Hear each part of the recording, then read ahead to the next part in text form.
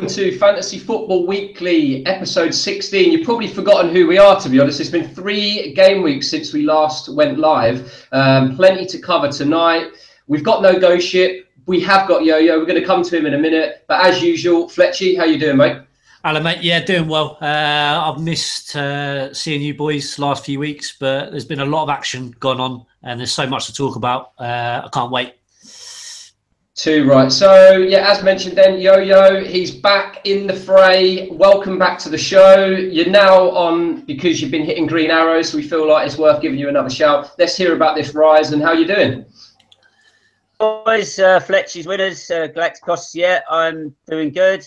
I was hoping I was back by popular demand, but the truth of it is that apparently busy bailing all the water out of his sinking ship. So here I am. Yeah, that's true, isn't it? Well, apparently he's doing late night shifts in Hull. I would assume he's got the old blank piece of paper out and he's rewriting his plan, I think, for the next few weeks, because it's not gone well for him the last couple of weeks. It's a shame he's not on, to be honest, so we can rib him a little bit about his horrible red arrows. There's actually 7 points now between Yo-Yo and Dooley. And it was a big gap, probably 50 points, no more than 2-3 weeks ago. We're going to talk about your rise in a bit more detail a little bit later, Yo-Yo, but we're going to, let's review our previous game week. So game week 15, as mentioned, there's been 3 game weeks since we last went on, but, it's probably just sensible to go through the last one. Fletch, game week 15, last weekend, how did it go for you? Yeah, it went pretty well. I had a couple of dodgy weeks. I think the last podcast, I was 375 in the world. I'm now 850, I think it is. But I hit 57. I didn't make a move, even though I wasn't particularly set up that well. And it was the United boys bailed me out, basically. Valencia obviously got the goal, and De Gea was just Superman. So those 16 points really bumped me up. When Jesus captain again, obviously didn't start. Come on, got the assist, but then got booked. So it wasn't a great captain, but thank God Mr. Harry Kane blanked again. So it was fine.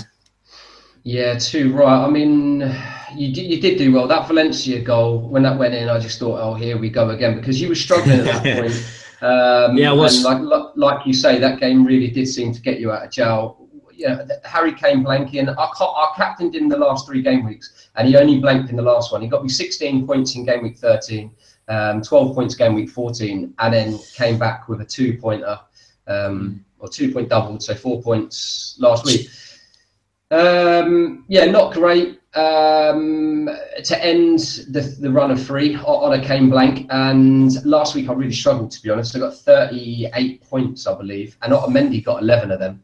The rest of the team were really struggling. I got the Morata goal.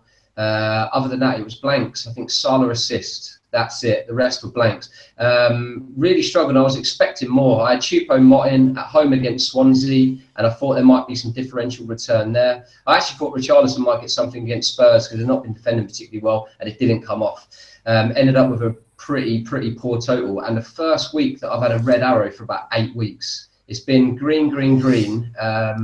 Been hit with a red now, and I'm looking to desperately turn it back to a green this weekend, that's for sure. I'm now 560k in the world, and the game week before that, I think I got as low as 400 or 420, something like that. So I slipped a little bit, obviously, with the last game week. Yo-Yo, you obviously have been doing better and better, and you are now, I think, about 30 points behind me. You probably know exactly how far you are behind. But at one point, you was dead buried, and you had to click on to page 2, I think, of the mini league to actually see where you was. But you're back on mini league radars. How do you feel, and how did last game week go? I'm not going to lie. It feels nicer to look at page 1 and then be able to turn to page 2 if I want to and not see myself on there. It was a disastrous start of the season to me. But it's been a steady climb. I think we're discussing later on the reasons for that climb. So I'll stick to game week 15 for now. Most of my points came from my big players, really. Otamendi got me 11 at the back. Salah 5, Morata I think was 8. But my big points was from the week before getting rid of Kane. I'd had a gut full of Kane, to be perfectly honest. Too much money wrapped up in somebody who was too inconsistent. So game week 14, I dumped him for Hazard. And yeah, what a move. Captained Hazard, game week 15, 30 little points from him. So I can see going forward Kane, Hazard being a captain for me fairly regularly in the forthcoming weeks. Because he just looks unstoppable at the moment, doesn't he? Yeah, he's playing basically up top, isn't he? In a like a 2. I've gone the Morata route, and I know a lot of people have gone for the double up. They're looking at Hazard and Morata. You're obviously one of them. It's a lot of money to have tied up, but with their fixtures the way they are, I can see why people are doing it. Fletch, you've got Morata also and no Hazard. Let's jump in straight away then and discuss them, because he looked good against Newcastle, didn't he? That's for sure. And the way you put that penalty away, he's looking very, very confident at the moment. Yeah, well, I was chatting to Yoyo on Friday, and I said I think he's a worthy triple. Obviously, I didn't know about this Spurs double coming up back then, but yeah, I did really fancy him, but I couldn't get him in because I had Bakayoko. Not one of my glorious picks of the season, but you can't get everything right. But yeah, it's been a disaster move for me. Why do you think he dropped Bakayoko? No idea. I expect him to at least play one of those 2 home games, and he didn't play either, which I was very surprised about. But obviously played last night. He didn't play very well. So yeah, that's one I certainly got wrong. But yeah, Hazard, I'm certainly looking. Obviously, I don't have Kane, so it's slightly easier for me to get him in.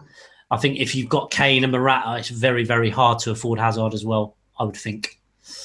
But yeah, obviously we're going to talk about transfers later, but I'm looking at the boy hard. Wow. Yeah, because last season, and in fact the last few seasons, he's always delivered big scores at home, but has faltered on the road.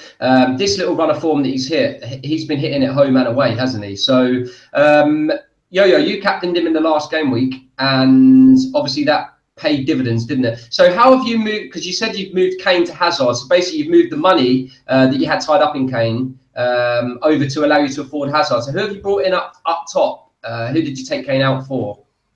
I haven't seen your team for a while. Yeah, to the stats, probably one of the things I've improved on in game week 15 is I actually swapped him up in game week 14 and I bought in Murray. Played Murray in game week 14, but sat him on the bench game week 15, and obviously he picked up that little penalty, didn't he? So against Liverpool, yeah, was it a pen? Yeah, and so obviously I had 5 points sitting first sub with him on the bench. So that was the only thing I could have done to have made my team better in game week 15. So it's currently Murray, and I think I'll be sticking with that for game week 16. So I took Kane out, and obviously who did I take out of midfield? Can't remember, but obviously I put Hazard in and then Murray in up front was my moves. Now I've done to be honest, you've not been on the radar for a while, so I've kind of forgotten what your team even looked like. But no, yeah. I did a little bit of research on you before we came on tonight to see where this rise began. I don't know if you've looked at your game week history to see the pattern that has emerged from game week 1 to game week 8. You actually took a minus 28 points. Which is an average of 3.5 points per game week, which is basically a hit every single game week. Plus, you played your wild card in that period. And for the viewers at home, you went from 2.1 million at game week 8. You was then 3.7 million. Since game week 8, you've took 1 hit, so a 4-point hit. We're now approaching game week 16, and you've reduced it to 1.2 million. Now, that just says to me that you're rising because you're not taking hits anymore. Do you think it's as simple as that? No, I don't think it's as simple as that, but that is obviously one of the reasons. I think there's various ingredients into what makes a good manager, and that is one of them. you are absolutely spot on with the points hit. It was only the 1 -4, which was last week, which was more than made up for with who I brought in. I think probably one of the big things is I haven't hit a captain. I think I hit my first game 10 or game week 11. I think when points are tight, when teams are hitting within 15 points of each other every single week, you've got to get that captain pick correct. People will tell you exactly that. If you went Kane this week and I went Hazard, the points differential I think is 26, wasn't it? A 30 and 4 for Kane. 4 for Kane if he's your captain, and 30 if it's Hazard. You've only got to get that wrong every week, and you're in big bother. So I would say the minus points hit is a big factor, but equally the captain pick, and obviously just bad management, having the wrong players in the team, which is the first 5 or 6 weeks, I tried to play a little bit too clever and have some very poor differentials, thinking that I would steal a march on people, because at the start of most seasons, there's always that odd person or that odd player that surprises you. I tried to pick them and got them badly wrong, and consequently was playing chase up, taking negative hits to try and gain ground, and it was getting me nowhere. So I've gone back to my old format of playing, and consequently the yo-yo is rising again. Very, very, very true. I mean, you're up, like I say, you're up to 1.2 million in the world now. So you're thinking now moving forward, you're just going to stick to the current, I mean, it's working for you at the moment, the way it's going. I know every game week you judge on its individual kind of merits and basis, but you're just going to try and move forward with, no hits, and you probably sounds like you're going to put a lot of trust in these Chelsea boys moving forward. Yeah, with Chelsea boys at the moment, because I think their run of fixtures looks very, very good, as does Man City. So I've got a lot of faith in them. I've got a good core of Man City players in there, a defender, a midfielder, and obviously a forward. And not taking hits. Well, the one thing I will say that probably was the bonus for me is in the early stages, I concentrated very heavily on team value to get the team value up. And maybe, again, I did that too much. But consequently, I've now got a high team value in our league compared to most people, which has given me a little bit of flexibility to have maybe one top player more than most people have got. And that's no paying dividends as well. Yeah, it's a really good point, especially when it comes to that second wild card that you play in the second half of the season. Can really pay dividends, can't it, at a high team value. I mean, Fletch, let's just finish on the Chelsea discussion, because I just wanted to move on to maybe their defensive assets, because Yoyo's completely spot on. Their fixtures are just still irresistible, aren't they, for about another 12 game weeks or something silly. They just a really, really nice run. We talked about it in the last podcast, but Christensen now has started each of the last maybe 4 game weeks, possibly even 5 game weeks. Conte seems to like him, and he looks a threat. I know you haven't got him. I have. What's your thoughts? You're a Chelsea fan. Is he going to nail that spot down, do you think? Yeah, I think he's nailed now. I put in Alonso 2 weeks ago, and I regret not putting in Christensen at the price, because I think he's just going to rise and rise. The games I've watched, he's been very unlucky not to score in both games. I think there's a goal coming. And what is he, 5'4", 5'5"? Probably going to rise and rise. He'll probably be, 5'8", 5'9" by a couple of months' time if he keeps playing. So, he's one I wish I'd put in. I don't think I'm going to put in now, but... What do you think Conte's going to do then when Luiz is back? Or do you think he's not going to be back and it's all politics and he could be gone in January? You maybe know a little bit more than us. If he comes back, does Christensen go left of the three? I don't think Luiz will be back for a while, in my opinion. From the vibes I'm hearing from the club. Whether he goes in January, I'm not sure. But right now, Christensen at the price. If Luiz does come back and he's then a rotation risk, then you just take him out. But right now, he's looking, apart from Azpilicueta, he's looking nailed, isn't he? Yeah. Another one I want to discuss is Moses. He's back on the radar. Yeah, he's pricey, but that was a top cross, wasn't it, for Morata's header? Real quality delivery. Do you think he now will get a run of games at right back? Yes, I do. I think for Alonso owners like myself, I think the way Zabacosta played yesterday, I thought he played really well. So that's certainly given Conte another option. Obviously, he played the left wing-back role because Alonso was rested. I was impressed by him, so I don't think that's good news for Alonso owners either. But yeah, Moses, I think, obviously 6'5", which is quite pricey, but obviously 2 assists on the weekend. I think he's nailed on to start league games. So yeah, worthy option if you're looking for a differential. Definitely. Yeah. I think a lot of people will be looking at a Chelsea triple up. Yo-Yo, you've got Hazard, you've got Morata, you've got Aspilicueta. Is that your third one? No, I've got Christensen. Oh, you have got Christensen. Oh, awesome. Nice, okay. nice. So, yeah, that's probably the optimum triple up on paper, you would say, wouldn't you, at the moment? You're taking the value, you get the value defender plus the ultimate double up with Morata and Hazard. Do you see yourself keeping Morata and Hazard moving forward long term? Like, if Hazard is really delivering, would you look elsewhere with a striker, or are you just quite happy just expecting them to assist each other, basically? The only way I could see me getting rid of Hazard would be if it's obvious that Kane rolls himself straight back into form.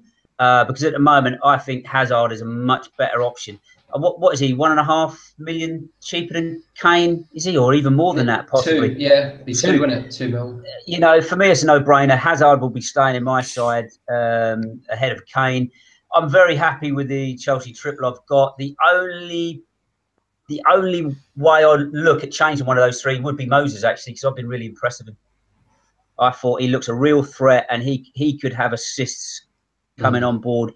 You know, it's one of those where if you want a forward player and good management, would be looking at Moses now rather than waiting until he's got 3 weeks of assists on his card, and then you put him in. You know, that's just chasing points and chasing waves. You're better off, if you want him, I'd say look at him now. He would be the only one that would influence me to change one of those 3 Chelsea boys.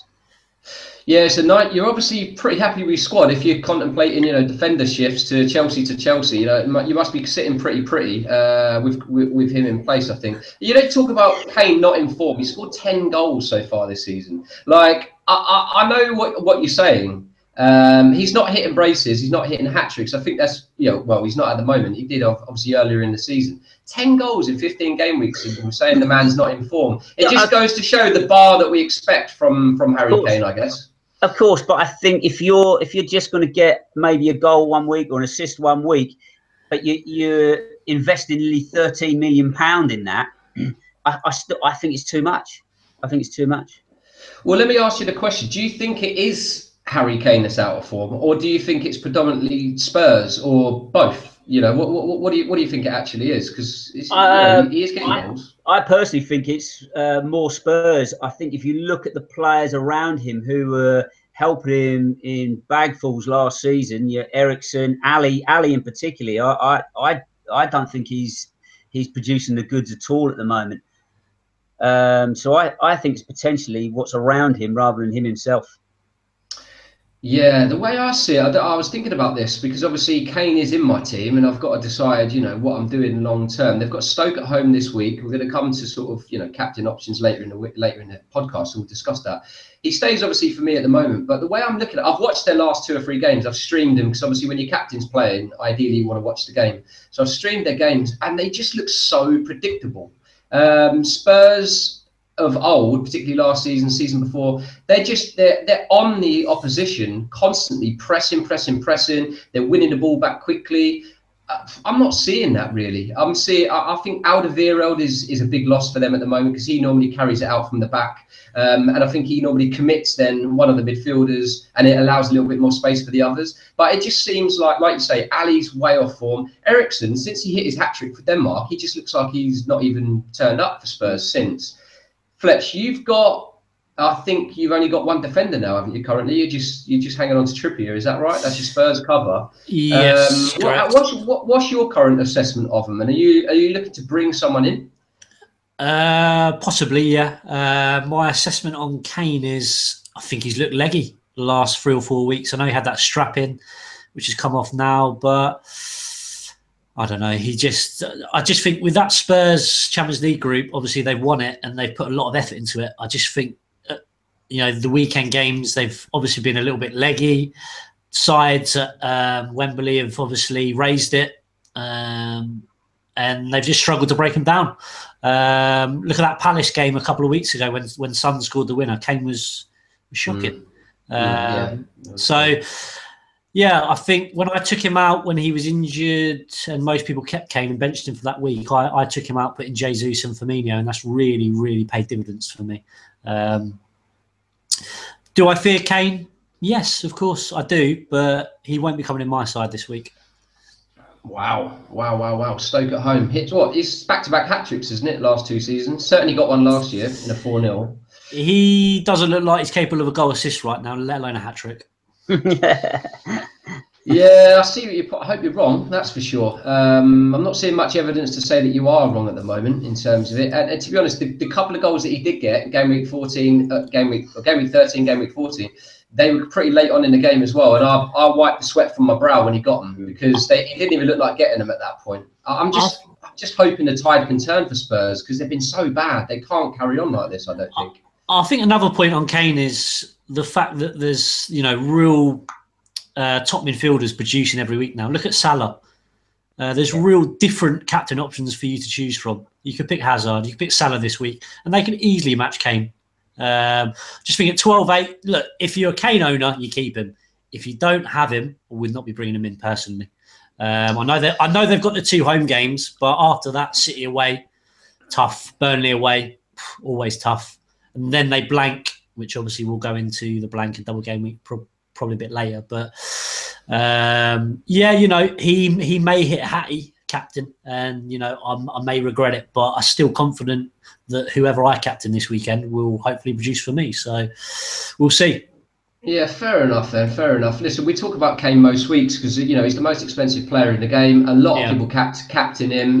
Basically the majority of the top 10 in the Fantasy Football Weekly League captained him. So he is a big talking point every single week, and obviously, owners will be squirming every single week at the moment because them blanks do hurt from a player like Kane. I did hear a couple of Spurs stats. Obviously, I know they were down 10 men, but Kane only had 2 touches in the box on the weekend. Wow. And also, Spurs have only scored... They haven't scored 2 goals in the league since October. Wow. Worrying. Yeah, I think it is worrying, but they've had such a nice run of games that I think people have kept patience with him. I think that's been the main reason. Had their fixture list have been a lot trickier, I think you'd have seen far more people ship. But all of these easy teams have been rolling up to Wembley, and I think everyone that's been holding him has just been thinking, right, this week's got to be the week. And this week is another one of them situations. Stoke at home, you have him in your team, you probably have to captain him. It's another one of them weeks where a lot of people could get burnt yet again with another blank. Because as we discussed on the last podcast, if you have him in your team, really, you've got to be putting the armband on him if they've got a half-decent fixture. Arguably, there's other captain options this week. Chelsea got a good fixture away at West Ham. Liverpool at home are always a threat. They've got Everton this week. One man that you just spoke about there, Salah. Let's now change the subject and go into them because he warrants probably his own slot on this podcast, to be honest, the way he's been going. He only got an assist in the last game. He got overshadowed by the Brazilian boys, Coutinho and Firmino. Basically, everyone that plays the game now has got Salah. There's probably a few dead teams that haven't got him. If you haven't got him, I don't think you're taking the game seriously, are you? He's that much of a must-have. You've got to have him in your side. The thing is, though, for some reason, and this might be me because of his price tag originally, and I like to normally captain the most expensive player in my team, I've not captained him yet this season. And I'm not sure why I haven't, to be honest. Probably because I've had Kane and he's always the one. Yoyo, I don't know what your thoughts are on him. Is he captain worthy for you? I know you've captained Hazard recently and he's probably going to be your man moving forward. But shouldn't we all just be captaining Salah every single week and leaving it on him the way he's going? He comes off the bench and hits a brace, week before last. What's your thoughts on the guy? Well, I've had Guy since game week 1. He was one of the new introductions that I actually did get right, and I've had him since game week 1. The problem I've had with Salah is on the few occasions he hasn't hit the points have been the few occasions I've captained him. It's been horrible for me. And going back to, at the top of the show when I was saying about what decisions, go well and keep you up at the top. That was one of the ones where I couldn't hit a captain. Every time I had him, I didn't have Kane as captain. Kane would hit it and Salah wouldn't. But yeah, he's captain worthy all day long. I mean, I think I've got three midfielders who I'd cap. If Kane was in my side, I've still got three midfielders I've captained before Kane. But I do agree with the point you made. If you've got Kane in your side, there's very little point having him if you don't captain him. Do you feel relief? Do you feel relief that he's not in your team? Is that the emotion that you're feeling at the moment? Yeah, completely. And especially when you're vindicated because of what Hazard does for you when he's the big money you swap him for. Yeah, absolutely. I can't wait for Hazard's next fixture. Because agree with Fletcher's winners. I could sit here and eat my words because at any point Kane could get a brace. He could get a hat-trick. I think it's unlikely, but he could. But if someone said to me, you've got to put a £10 note on Hazard or Kane getting a hat-trick next week, I'd go Hazard. Well, he's on pens and he basically is playing up top. West Ham are poor, aren't they? They're probably the worst side at the moment in the league. So it is a lovely fixture. Looks in great form, that's for sure. Fletch. But the point in question, Salah. I think he is captain worthy. Yeah, definitely. Yeah, they've got 2 home games now. Everton at home, which could be any result. Derby, you'd probably fancy Liverpool to win it, wouldn't you? They then got West Brom at home. I think a lot of people now will be shifting over to Salah. For some reason, I'm not one of them. I just can't. I feel like the week I captained him, I'm going to get the blank. So that's probably why I haven't so far. Fletch, you captained him early in the season, didn't you? But you haven't recently. Yeah, I captained in Leicester away when he scored, and I think it was Burnley at home where he scored. They were weeks where Kane blanked as well, so that really rose me up the rankings. But for some reason, my gut's been telling me not to captain him recently. Once when he missed a pen, and then when he hit a brace at home, I was never going to captain him, probably because I've just been on this Jesus wave, which has sort of worked out okay, even though he's not really started games. But I'm looking at Salah captain this week. I think people are getting carried away by these Everton 2 wins. I still think that back line's dodgy, and I think there's 3 or 4 there for Liverpool on the weekend. So I'm looking at Salah captain, and also like to shout out to Bobby Firmino, who I was slagging off Saturday morning to you. I can't really repeat what I said about him, but my God, that brace was lovely. Oh, it's a sore subject because I was hoping we was maybe going to move on past Liverpool without talking about Firmino, because he was in my team 2 weeks ago. I've had him for a long time, and I've been waiting for that brace, and I finally lost patience 2 weeks ago. And fair play to you for keeping a bit of I suppose just holding him long enough to get the points, because it's so frustrating when your striker's up there week after week after week blanking. And there's been games where Liverpool have routed teams and he's not been involved, right? And now he was the star man. It's amazing what a couple of goals will do, because he went up in price last night, and now obviously with the fixtures, he's looking like an unbelievable first striker again. It's just amazing what 1 week will do. Incredible. That's so true. I think Vardy's another one that comes into that category where you hear people just mass shipping, like Vardy's got to go, and he scores a quality goal, little lob over. What was it in the last game? Spurs boys. Finish. Yeah, of course. Cracking finish, and all of a sudden people are piling on him again, probably to facilitate a bit of cash to get Hazard in midfield, who's still quite a low owned player. He's still sort of 10% owned. One club now, let's move on to Man United. Really good result away at Arsenal, and I want to sort of highlight the ownership comment with Lukaku, still owned by 35% of the game. He scored midweek in Champions League. We've all shipped him. We've all obviously owned him previously. Yoyo, your advice with United moving forward, and is there anyone you'd be looking at, because you've got no United attack at the moment? No, I don't. Also, what's your thoughts? On an attacking front, no, I can't see me going with any United players, to be honest. I just don't see who I would want to leave out for them. I think I've currently got a very strong midfield. Sterling, Salah, Hazard. I just don't see any room for them, to be perfectly honest. And I still haven't got that much faith in Lukaku at the moment, to be honest. I think he's been on a real barren spell. He's potentially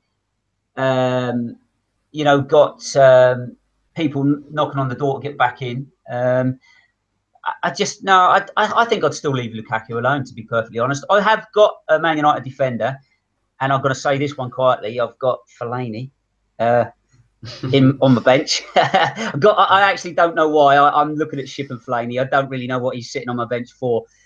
But I've got Jones waiting to come back in, and that'll be my Man United lot, I think. And I think, well, one thing I would say is that result at Arsenal completely threw my thinking on Man United. That result, and I know that I don't think the result necessarily showed the performance, but that just wasn't the result I saw coming at Arsenal. It was very un-Mourinho-like, I thought, that result. Yeah, obviously Pogba got a couple of assists, and he was a name that we were speaking about, 4 weeks ago now maybe, because we've had so many game weeks, where he unexpectedly started at home, didn't he? Got a goal assist, and then a lot of people would have jumped on him at 8 mil.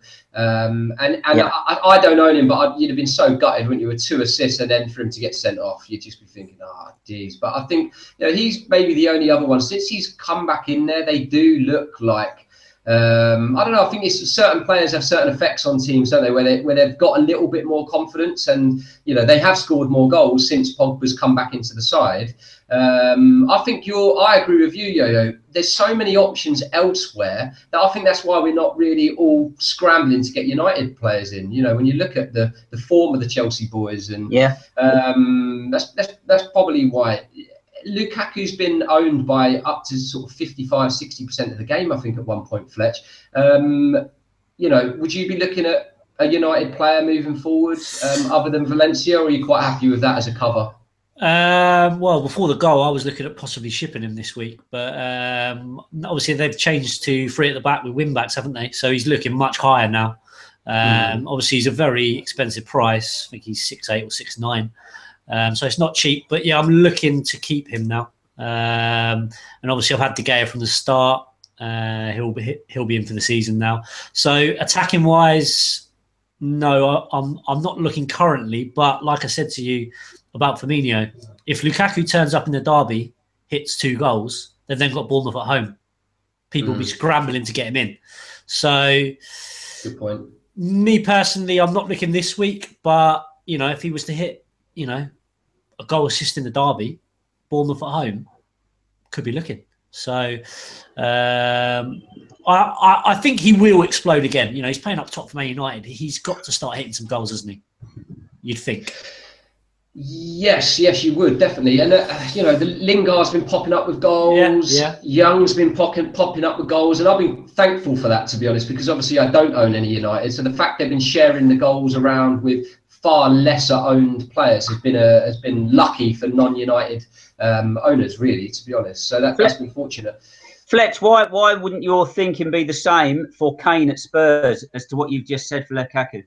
Why is your thinking different for Kane? Because you just said, that he plays for United. He could be ready to pop up now. Surely the same's for Kane. Well, he's 1.3 more expensive for a start.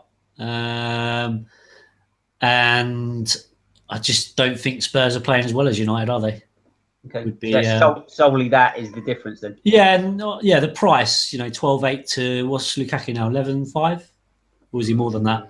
No, he's in that area already. Yeah. He's about that area. It's quite a lot, 1.3. Obviously, my team value is not too bad, but for other people, that's quite a jump. 11.5 to 12.8. The only thing I say about bringing Lukaku in is it would take a lot for you to get faith to captain him, wouldn't it? He would have to go on a real hell of a run for you to start captain. So you'd be bringing in a player of 11.5 million that theoretically you wouldn't captain. Am I right or not? I'd be comfortable captaining him at Bournemouth at home. I'd probably fancy Have you seen the fixtures that week?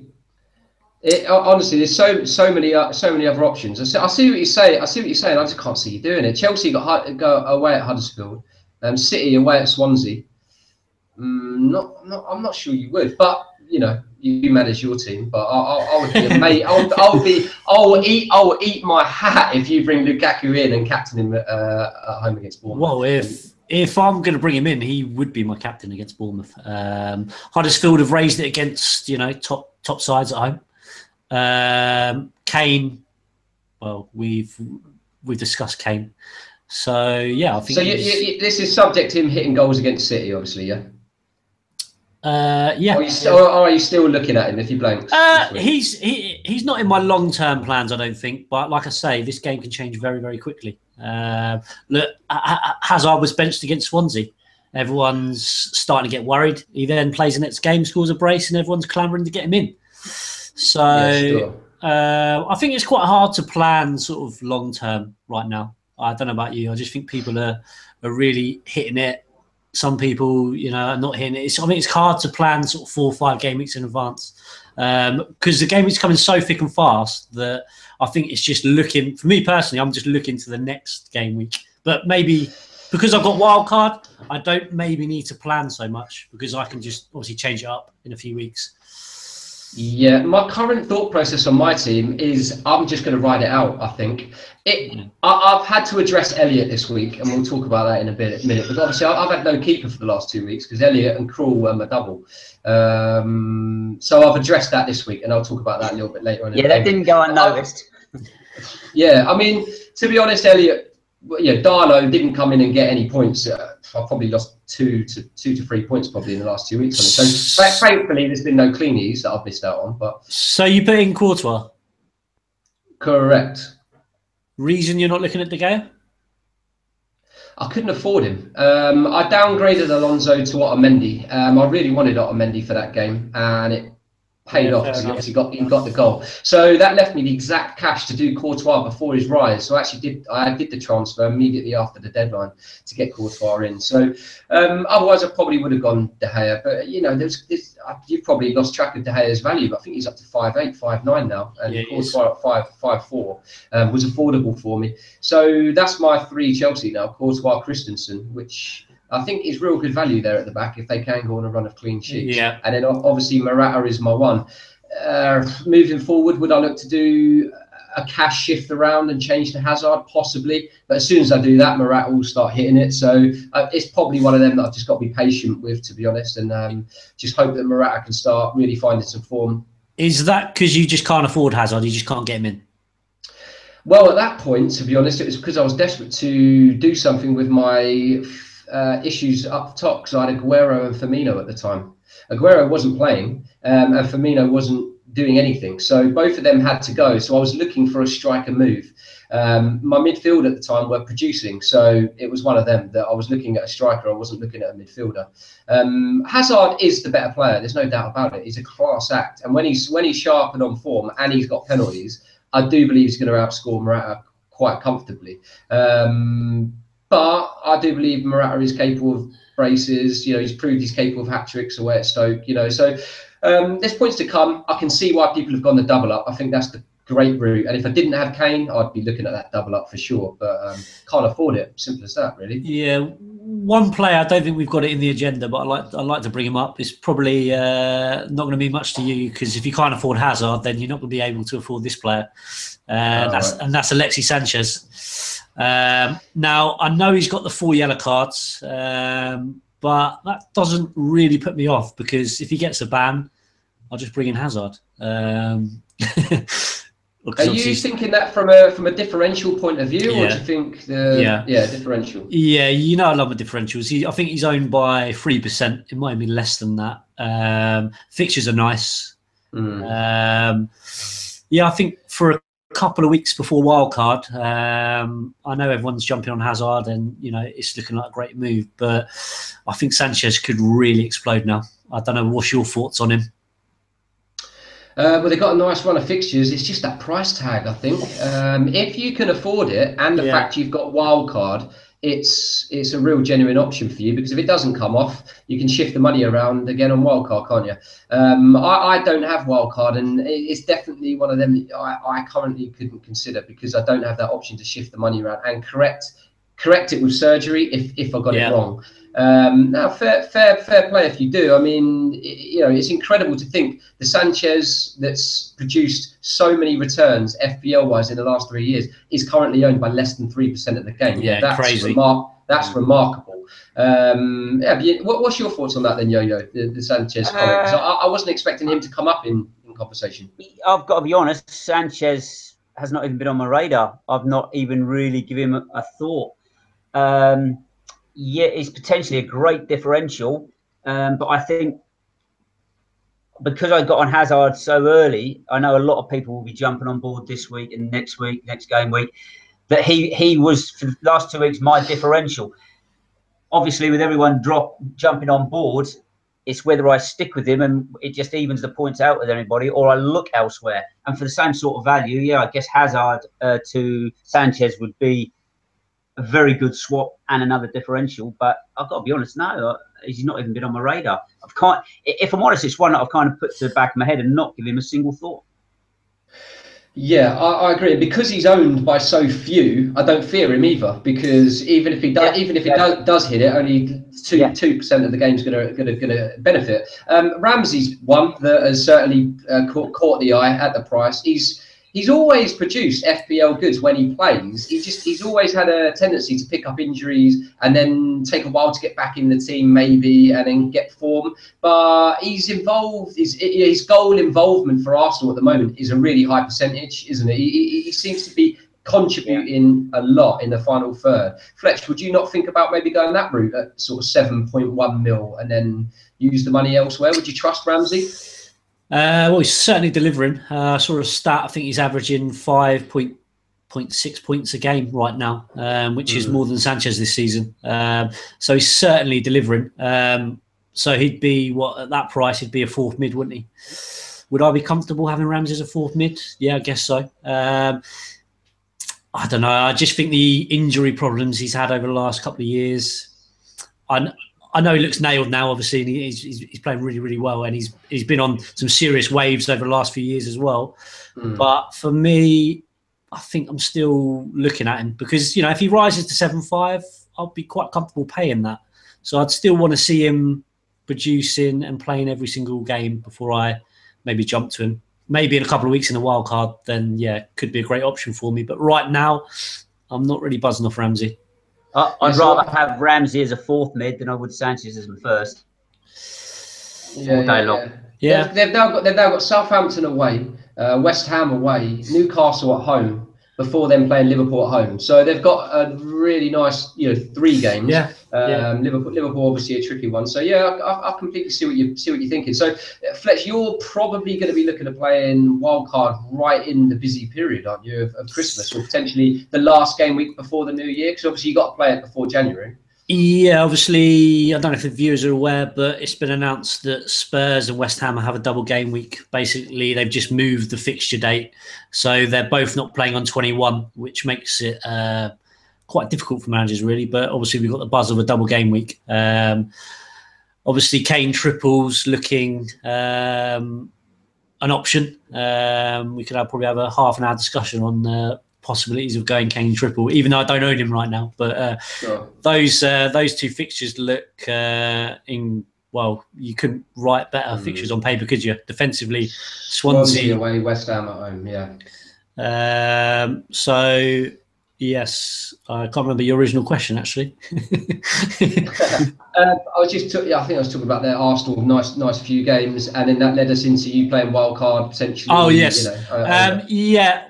Because of the double game week, I haven't looked too much in advance, but the way I'm thinking at the moment would be to use it game week 21 with the double game week 22. So obviously they blank, would be to fill my bench with Spurs and West Ham. And hopefully with a wild card, I can produce myself a good 11 for 21. And then bring the Spurs and West Ham players in 22. Fair enough. I'll tell you what, if anyone that wants to comment that has still got their wild card intact, be interested to see their thoughts on how they're going to play over that period. What you've said makes complete sense. To be honest, I knew that double game week had been announced, but I think the same as you. I think there's so many game weeks coming frequently now between here and Christmas. At the moment, I'm not even really thinking about that. But I suppose if I was top of the league, maybe I would be with a wild card intact. A question for you, Fletch, though. But do you really see any gain even if West Ham are on a double game week, unless they improve significantly, do you really see any gain of filling your team with West Ham players right now? Even for a double game week, you might get, you could end up with them playing twice and you're getting 4 points off one player. He plays 2 games. Yeah, good points. But I've seen the fixtures after the double, and the West Ham fixtures are really nice. So I think long term they could, like someone like Cresswell. But they don't look like they could beat an egg at the moment, do they? No, but Spurs don't look like they could do too much at Wembley either. That's very true, West Ham have got to turn the corner, haven't they? You'd think, I'd be looking at possibly 3 Spurs, maybe a Cresswell, maybe chucking a Joe Hart for save points, maybe. We'll see. Yeah. But yeah, I wouldn't think I'd be loading my side up with West Ham, but I think I'd have 1 in there. Okay. I would think. Yeah, one of the other teams that have just changed their manager. So obviously West Ham have changed recently. West Brom also. So Pardew's come in there. West Brom have always been one of them teams where a lot of fantasy managers would always have a West Brom defender. Last couple of years you'd always have 1 normally. Normally because they're really good value, and generally they're fairly tight. Now obviously that sort of slipped a bit under Pulis. Pardew's got a bit of a reputation for being a bit more attack-minded than Pulis, that's for sure. How do you see that change of manager maybe affecting West Brom assets moving forward, or you still think it's an avoid at the moment? Yeah, I don't see there's a lot can change at West Brom. I don't know about everybody else, but for me, if I have a look at the Sunday afternoon game and West Brom are on, I ask Kelly if she wants me to cook. It's just awful watching, isn't it? So I don't think he's got the personnel going forward that can really do a great deal for him. Really nothing in there to shout about, is there? So I actually think, unless he can do something in January in the window, I see us seeing pretty much the same old West Brom. I don't see a great deal changing. I probably agree there. Fletch, another one that's changed, Everton. Couple of good wins now. Allardyce has come in there. What about them from a fantasy perspective now they've shifted the gaffer? Yeah, I've been reading a lot on Twitter about Calvin Lewin, sorry, not Lewis. Obviously got the goal, looked sharp, didn't he, on the weekend? I think a lot of managers are switching to this 3-5-2. I know you've done that yourself, Tomo. Yeah. But it's not really one for me. I'm all about playing 3 strikers, but you've got Niassa there. Calvin Lewin's looking probably the best, cheapest third striker right now. Obviously Murray's a decent option as well, but I think a lot of people are doing this Calvin Lewin switch to raise money for Hazard. But Everton, obviously Liverpool away is a tough game. Sam's gone in there and he didn't change the side at all, did he? I think the right back Kenny, I think he's bigged him up last week. He's looking worthy at 4-3. But Everton, I'm just not really looking at them, to be honest. Pickford maybe, if you need a keeper, but I'm not really seeing a lot. Yeah, fair enough. I think it's one of them. There's so many performing assets in other teams that I think you have to see some more consistent form. I think the Calvin Lewin comment is a really, really valid one. Nias obviously was a worthy contender, wasn't he, before he got the 2-game ban? Yeah, I mean, Dooley's probably still having nightmares over it, and now it just appears that he's probably lost his place. Maybe at 5-0 if someone's looking at a 3-5-2, if he got back in, maybe. But I'm thinking maybe at some point they can tighten up as well. I think Kenny's a good shout, but Holgate as well is not a bad shout. He obviously played the last game. I think people should maybe be wary with what Allardyce said when he went in, and he said that he will be looking at the experienced players. He wants the experienced players to step up, and he'll be relying on experienced players, which means the likes of Niassi, will they get another look in? So I would be wary if I was an owner of someone like that. Well, would you take it then that Rooney's going to be, a key member then in his team, and obviously he's recently hit a hat-trick. What about him as an option? I would have said that he'll be nailed on for Allardyce personally, yeah, without doubt.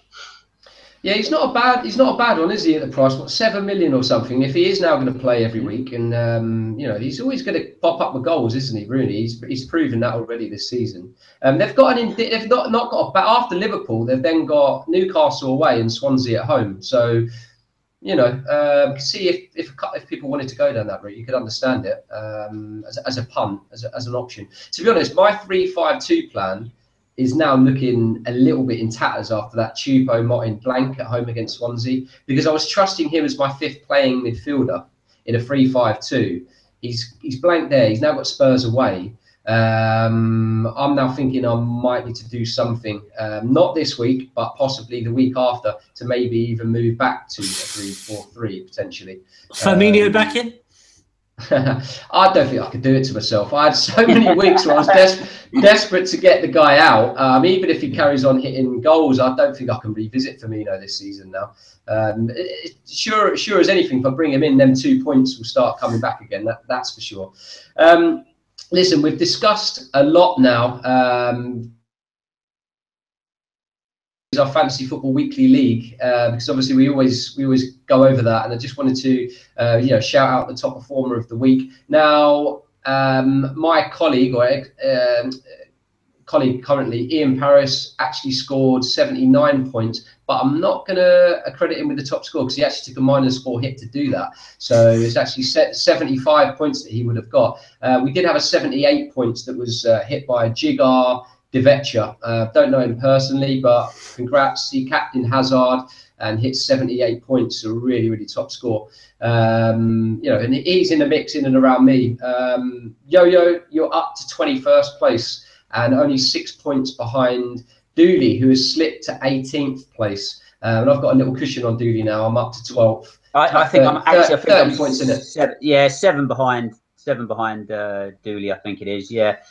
Only a matter of time with Dooley. I think he's got a lot of holes to patch up in that boat, and he. Are we fearing for Dooley's squad at the moment? I think he's got one or two decent parts to his squad, but I don't see his defenders picking him up any points in the near future at all. Right, yeah, so he needs a couple of lifeboats, does he? Yeah, life jacket, everything.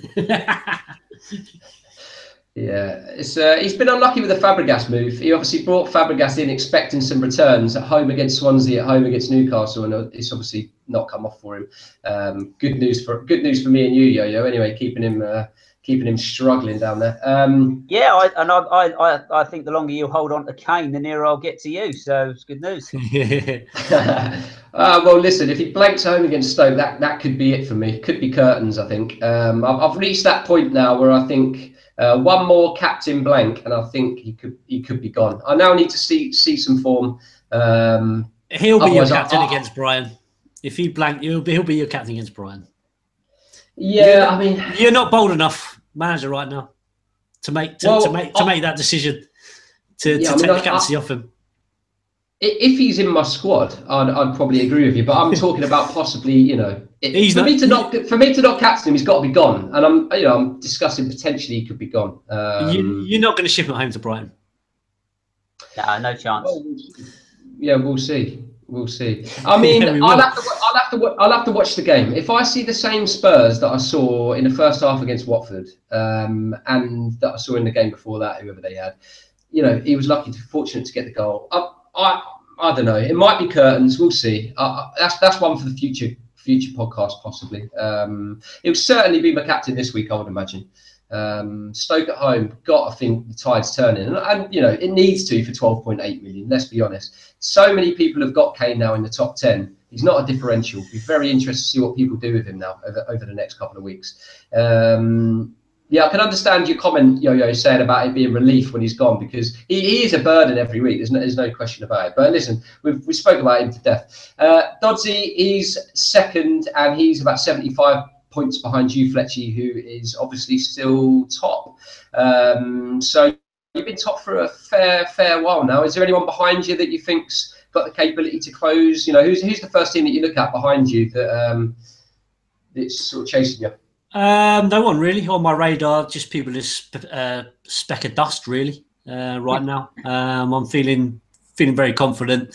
Don't really fear anyone. That's very, very confident from you, and I can understand why 75 points clear with a wild card intact. We spoke about wheels coming off. Yo, you didn't even have any wheels, did you, for the first 8 games? Yeah, I felt like I was actually pushing Ghostship's boat for him, and maybe that's why he's struggling. I've stopped pushing him now, you see. So yeah, it was awful. There's no getting away from it, but. Better times are looking ahead. I'm much happier with my squad now. I've got various options now, and I didn't have them. I could pick one of 5 different captains most weeks now, and I think that's a key thing. I'll ask you a question. I don't know if viewers would be interested in this or not, but obviously FPL is a massive part of our thought processes, if you like, throughout the week, because you're thinking about your moves for the week ahead, you're thinking about the fixtures and all the rest of it. And I know how it feels to have a bad game week, because I've had many in my FPL career. And obviously the last week was a bad one, red arrow, and straight away you're on a bit of a downer. And I have been ever since the close of play on that game week. You had your first 8 game weeks, the biggest red arrows you could ask for, basically. How did you feel mentally in that period, and what were you telling yourself in there, to try and come out of the darkness, if you know what I mean? Honestly, I'm not lying. It is horrible down there. And you fear every time your phone goes off and there's a message on there. You fear what it's going to be.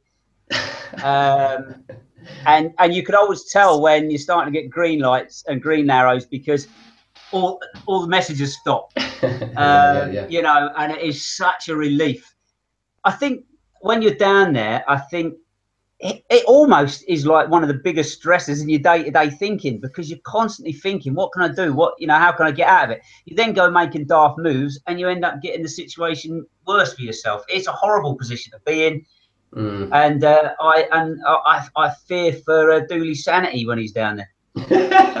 To be honest, right now I've hit that 1 red arrow, having got probably about, I don't know, maybe 6 or 7 green arrows before that. I'm desperate to hit a green arrow this week. Even a tiny green arrow will be fine for me this week, because if you get back-to-back red arrows, that rot can easily set in. Because like you say, Yo-Yo, you then start maybe trying to be a bit over punty. You maybe take a big -8 hit when you possibly didn't need to, and you can easily get into that rut, can't you? Of one bad decision triggers another bad decision when you're in that rut. I'd say the worst thing of all about being down there is when you are, because I think at one point I was rock bottom, was I not?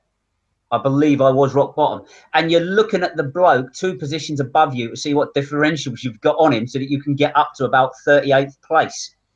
It's awful. It's awful that you can't be looking at all the players in the top 10 because they're just too far away. Whereas, good point, I think it's Tommy Routledge who was heading you for quite a while, Fletch. I'm now 34 points behind him. And he was heading the game for quite some time. Yeah, we spoke about this about 2 podcasts ago about what to do when you're down in the depths, basically. And obviously, I have had a rise of sorts as well, because I was sort of 2 million in the world for a long period. And I think the key is just trying to stay patient, and it's really, really difficult, because eventually the tide normally does turn if you are making sensible moves. Agreed. Everyone's got their own strategy, obviously, and maybe being punty would be someone else's strategy. But it takes a lot of discipline when you're struggling down there, just to, keep calm, basically, and not make panic moves. And I think when it's going well, things seem to just fall into place, don't they? You seem to have got that, buzz about you at the moment, where things are just falling into place for you again. I think, like we mentioned earlier on, it's all down to the fact that when you start playing the game properly again and not taking risks and not taking minuses, you start seeing that points gap close in on everybody, and you then realise, actually, if I just hold this together as I am, stop making moves for no reason, which is what you do when you're down there. You make moves for no reason whatsoever. Just in the hope that you get lucky, that you put someone in, they hit you a brace, and it gets you nowhere. You have to stay calm, like you said, exactly. Stay calm and stay consistent. Just don't keep making too many radical moves. Yeah, absolutely. Well, hopefully you hit some red arrows, but hopefully I can get back to greens. Yeah, Fletch, listen, let's go and talk about our moves and captain choices, and I think that's us, I think, for the night. So, let's assess your thought process now between now and the game week. Who are you thinking? I've got two different options I'm considering right now. The striker I'm looking to bring in for Jesus. I think Jesus has done well for me, but I think it's time to ship him now. Obviously, I'm his biggest fan. He may come back into wildcard for me, but I've got no money tied up in him, and I think it's a good week to ship him out now. And the player I'm looking to bring in, which might be a little bit of surprise to you both, is Chris Wood. The reason I'm looking at Chris Wood is obviously with wildcard, I only need him for two free games. I like the fixtures. I think he's a handful, and obviously he raises 4 million for me. And with that money, I've got two different options I'm looking at. One is Sane to Hazard. Two is Sane to Sanchez. Or three would be a different route, would be Bakayoko to possibly Son or Ali. So you're going to end up then, if you ship Jesus and ship Sane, you'd have no City cover, correct? Correct. Wow. I know City have been hitting, they've only been scoring 2 goals in the last 4 game weeks. They're not battering teams, are they? Sane is obviously, not done anything last couple. But I think that could burn, you surely would want to keep one City cover, no? No, I'm happy to go without until wildcard and then assess it in the next 3-4 weeks. I think with all these fixtures coming up, I just think this rotation's just ridiculous now. So I'd rather. It will be a tough decision to take out Sane, definitely for me. But it's especially as you've got so much money tied up in him. Well, he's dropping like a lead balloon right now. So he's gone down already this week. He's probably going to go down again before the game starts. So obviously I've got value in him, but I'm losing value now as well. So those are the moves I'm considering. And I think obviously the Brady injury is a worrying one, because I think Brady and Wood link quite well. But he's got Watford at home, Stoke at home. I think there's returns there for him. And I like the way, Bakayoko to either a Son or an Ali. I think both nice moves for 2 or 3 weeks. I said to Yoyo on Friday about Son that I was looking at him, and obviously scored on the weekend. I think if he doesn't play tonight, could sway me to possibly edge towards Son. What's your thoughts on Son, Tomo? Obviously, it's a little bit different because I've got wildcard, because it's literally for 2 or 3 weeks. If it's you putting him in, I'd say no, because you've then got to take him out, blah, blah, blah. I had him at the end of last season when I really produced the goods with about 4 game weeks to go, and he was quite a big part of that, to be honest, because at that point he had nailed down a start, hadn't he? Yeah. And I think that's the crucial thing with Son. You just never know when Pochettino's going to ship him out and ship him in. I think the situation they're in right now is that they need every bit of attacking catalyst that they can get. And Son absolutely gives them a bit of something different, don't he? He can drop a shoulder and create something out of nothing. So I'd probably say he's pretty nailed on for the next few game weeks, to be honest. So yeah, again, not a bad punt, I would say. Yoyo, do you agree? Well, Fletch and I were talking last week about the Son situation, and I agree that. I think actually what I said to Fletch was that he would probably be in the starting lineup of most of the other Premier League sides. But for whatever reason, you can't guarantee his start for Spurs. If you could guarantee his start, I think, he's very, very worthy. But I also agree with what you just said, that I think if he doesn't get a start now at this moment in time for Spurs, then he's never ever going to. Because I think Spurs are in need of his lively, energetic approach to it. Because I think at the moment they're looking very, very heavy and lethargic. Yeah. Again, another big differential. He's owned by basically nobody. So I can see. So you're still looking down that differential route. Fair play. So okay, see, and you've covered your captain shout. Have you, Fletch? I'd be looking at Salah, I think. Yes. Yeah, you mentioned it earlier, didn't you? Yeah, fair play. Yo-Yo, how are you set up and what you thinking of doing? I agree with Fletcher's thoughts on Jesus.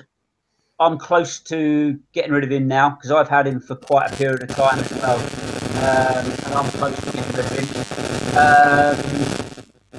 But for this particular game week, I don't think I'll be making any changes. I'm going to hold the transfer and go with 2 transfers next week. So I'll be starting. I will possibly. I'm keeping the same squad, but I'll be changing. I think I'll be putting Murray in. I fancy him at Huddersfield.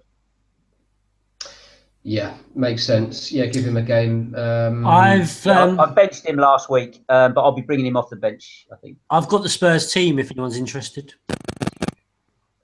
Yeah, go for it. Vorm, Aurier, Sanchez, Voif, must be a youngster. Rose, Winks, Sissoko, Ali, Nkuda. Son starts, so that probably means he doesn't come into my side now. Llorente. So no Kane. Kane gets a rest, which is good for owners. Sure. Sounds gone a bit funny there. Basically, we should just quickly touch on the midweek as well, Fletch. So, what would you be looking to do then, captain-wise, for game week 17? Because we're not going to podcast between now and then. Yes, I'd be looking at possibly Salah again. If not, possibly Morata. Yeah, fair play. And then, Yo-Yo, I know you've not checked the fixtures yet, but you mentioned earlier before we came on live that you're probably going to trust Hazard for the next 2. Chelsea, you got West Ham away and then Huddersfield away. So you see that the route you're going, captain-wise? Yeah, I can't see me changing that, to be perfectly honest. I mean, Huddersfield, West Ham, I think I'll stick with him. What I would say is I've kind of changed my thinking on the captaincies where City are concerned. Because obviously I've got Sterling in my side as well. And I think the way he's been playing, he's a worthy captain as well at the moment. But having seen City at home against the lesser sides, I think they're quite obviously coming and just shutting up shop. And City are finding it hard to break these sides down. So unless City are away or potentially playing a side that actually want to come and play at the Etihad, I think I'll be avoiding a City captain when they're at home against the lower level teams, because I think they're just finding it too hard to break them down at home because they're just parking the bus.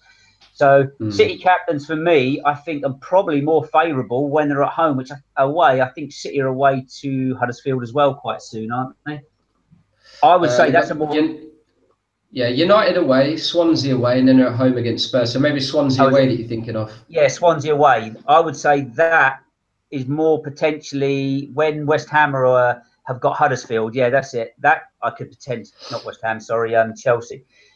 I could potentially swap to a City captain then when they're away from home, because I think the home team are more likely to come at them slightly more, giving them the opportunity. I really think at home against the lesser sides, they really look like they're struggling to break teams down.